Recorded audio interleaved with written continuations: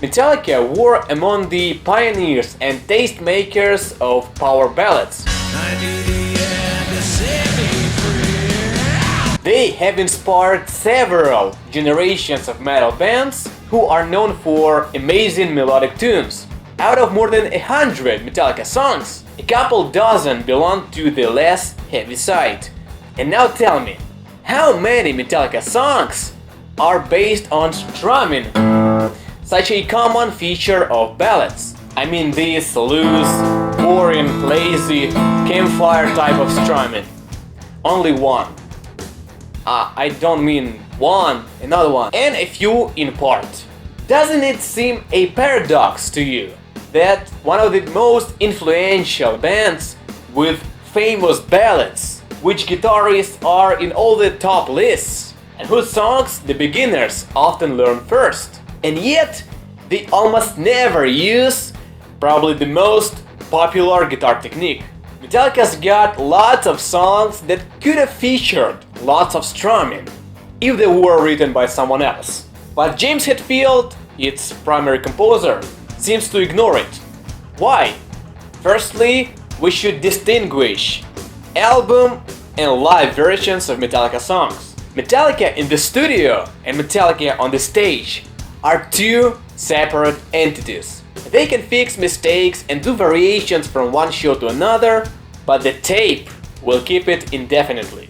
So in the process of composing and recording albums, they try to make songs as unique and complete as possible. And sometimes they go too far, and so they do things that will never be performed live, such as the blackened intro. In the studio, James records the guitar and the vocals separately. The moth into the flame!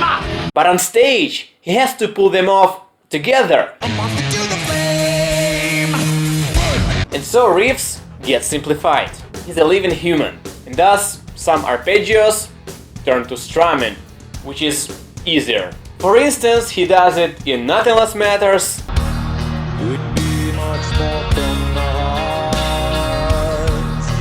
and The Unforgiven.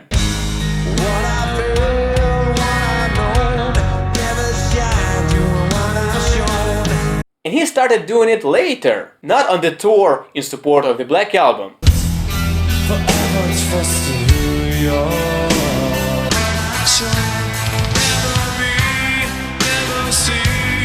He may have figured out that fuck that shit.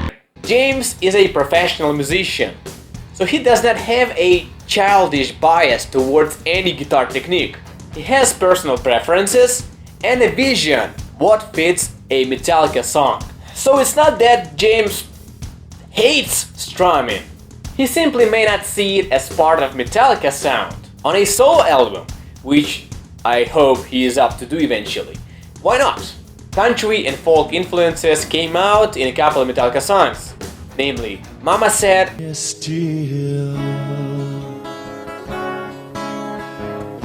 and Low Man's Lyric. No one's safe from the storm. And those contain 90% of all strumming from the band's entire back catalog. Strumming does appear in a few more compositions, but Mama Said remains the only Metallica song which main riff and most parts are these loose up and down strokes. James is a versatile musician. He's a riff machine, and of course some of his riffs may sound too far from the band's style. But if such a riff was really cool and Lars gave his approval, it went on a Metallica record. Mama Said and Nothing Else Matters, I guess, initially were not supposed to go under the label of Metallica, if not Lars. And they sounded pretty fine within the sound of that period. And also, which is important, there was no creative outlet other than Metallica for James then. Side projects used to be not welcomed in Metallica behind the scenes, not least due to Hetfield's position towards it. The management of Metallica was very, very excited about Echo Brain. And then James heard about it and was not happy. He protects what he loves, squeezes it too hard, like he said it himself. Now it seems to have changed, and I'd love to hear his solo work. Well, they don't play most of load and reload stuff anyway. And there's another way Mama Said stands out. Metallica's usual songwriting routine is based on simplifying. First, they stuff it up and then peel off what does not work until a composition sounds neat and complete. The rough version of Mama Said, though, was different. Its demo, called The Story So Far, initially was longer and contained more solos. This way they did simplify it. But the main riff used to be just the chords without intricate strumming.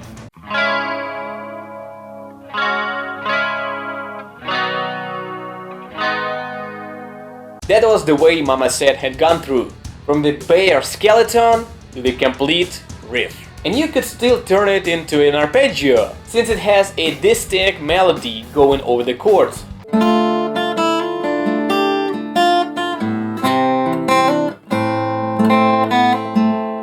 James could have left it the original way, or play a more simple strumming like most do.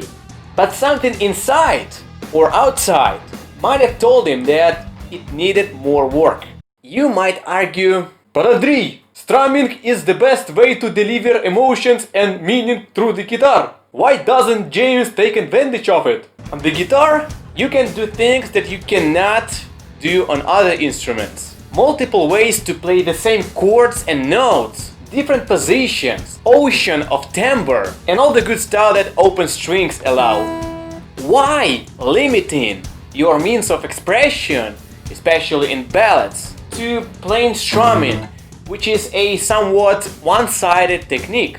And there is a better way to utilize the emotional potential of the clean acoustic guitar, which James does acknowledge. Arpeggios. James managed to compose 3 different beautiful arpeggios on the same chord progression.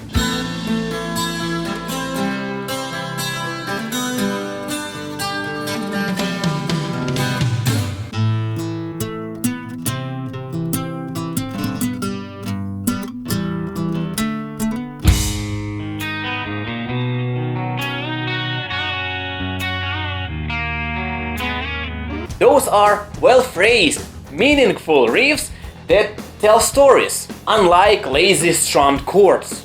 If James strums, he does it strategically. He does not throw it in whenever possible. And what he actually does frequently is what I call aimed strumming. Single brushes, all down strokes. It's often used in the context of arpeggio to make them fuller and better phrased, or to accentuate beats.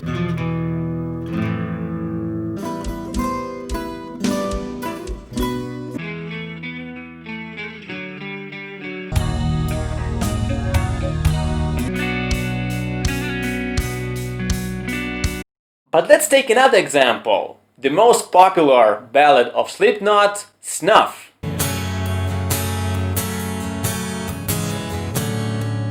Let's be honest, it's all about the lyrics and the vocals. Remove Corey and you get a generic acoustic jam in A minor, which you might have done in your garage or bedroom when you were like 9 or 10. But there's another song by another band that just broke my musical heart when I heard it. It's Bastards by Machine Head. Yesterday I told my son, sometimes the bad guys win. You would ever imagine that one of the most impressive comebacks in heavy metal history, a band with such an unmistakable and innovative sound, would be strumming the 4 chords and in such an unoriginal way, to say the least. And that's happening in the time when we more than ever need to break musical cliches and patterns. And what can be more of a cliche than a generic strumming on the chords that are used in 90% of pop music? There are metal songs where strumming does work, and if you are to use it in your metal song, you better bring something original into it. There are ways to spice up your strumming. I think that's for another time, and I hope you enjoyed this half rant, half lesson. Take it easy, I love Metallica and that's just another perspective on the fucking band. And yeah, if you like what I'm doing, support me on Patreon. With your support I can do more videos on more musical stuff that can help you in your songwriting. Thanks for watching, it's Andriy Vasilenko, being metal, acoustic metal. Да все.